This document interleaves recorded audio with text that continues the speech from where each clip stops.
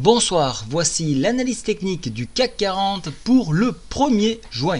Fin de mois, donc on va étudier le graphique en mensuel, on va pouvoir commenter cette bougie. Avant d'attaquer, je vous le rappelle, pour donc le dernier jour, comment s'abonner, ça se trouve ici et vous avez l'offre, donc la dernière offre de dernier jour que je vous ai proposé il y a quelques temps de ça, avec le 1 mois gratuit, donc au point clé, et l'abonnement Jeff, 1 mois gratuit également. Donc si vous souhaitez en bénéficier, c'est jusqu'à ce soir minuit. On passe sur le calendrier économique. Calendrier économique, outils de bourse et calendrier économique.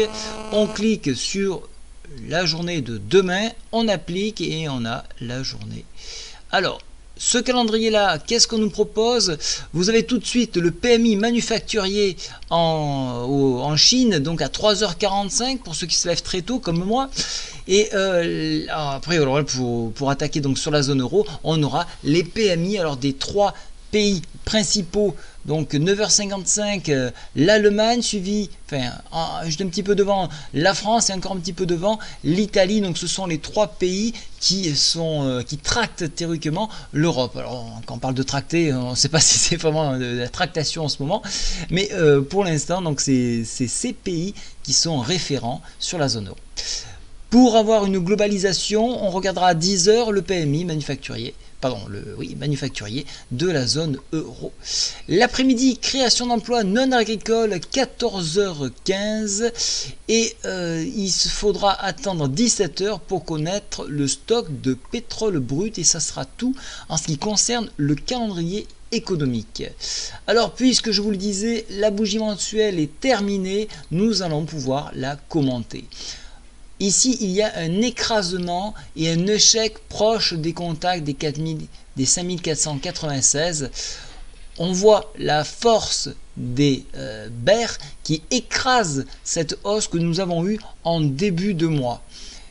Par contre, on n'enfonce pas, on ne va pas plus bas que la bougie ici. Alors pour l'instant, ça semblerait être donc une bougie qui annonce un retournement proche, mais il faudrait attendre une confirmation sur l'enfoncement des 5243 pour valider ce mouvement baissier. S'il y a un mouvement baissier en mensuel, ça sera un retour 5085, puis la moyenne mobile 7 qui devrait s'établir demain à 4995. Regardez au niveau des volumes, ils sont puissants, il y a eu pas mal de volume, donc il y a du monde sur ces niveaux-là. Le stochastique est en train de s'écraser, par contre la MACD, elle, ne se retourne pas, donc surveillez bien l'enfoncement de ce point-là qui donnera un réel point de retournement. S'il n'y a pas d'enfoncement, au vu de la MACD, on a quand même une continuité haussière. Ce qui est bon de regarder, c'est les dépassements de cette zone. Donc on a réussi à préserver cette zone pour le deuxième mois consécutif, donc ça forme un réel support. Donc il y a un très beau support qui avait été proposé donc en 2006. Alors il est un petit peu vieux, donc il n'a pas trop d'influence, néanmoins il est bon de le marquer.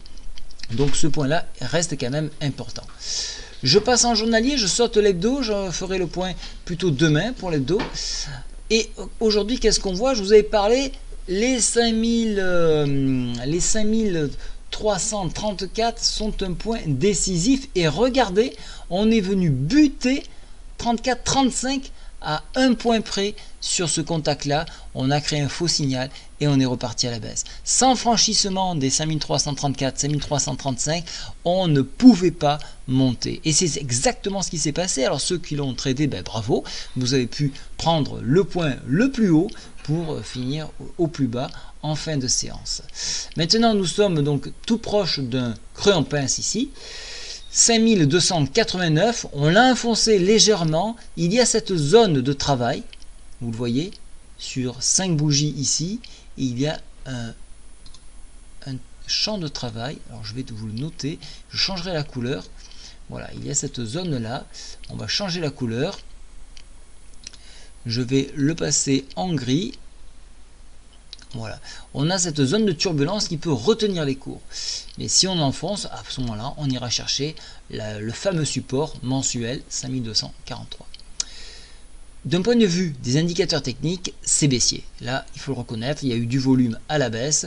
Les indications aux indicateurs MACD stochastiques présentent un mouvement baissier, donc il n'y a pas vraiment de retournement. Alors il peut y avoir un rattrapage sur le bas de la Bollinger 5270, mais actuellement, de cette bougie-là, c'est un mouvement baissier qui s'amorce.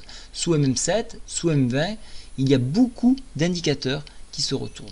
Donc pour moi, ça sera plutôt baissier avec un possible rebond technique sur le bas de la bolle à 5270, mais plutôt sur les 5266 qui correspond à cette zone de turbulence. Donc attendre dans un repli 5266 pour envisager un éventuel rebond. Sur enfoncement, on ira chercher les 5247. Je vous rappelle encore une fois donc la promo qui finit ce soir minuit.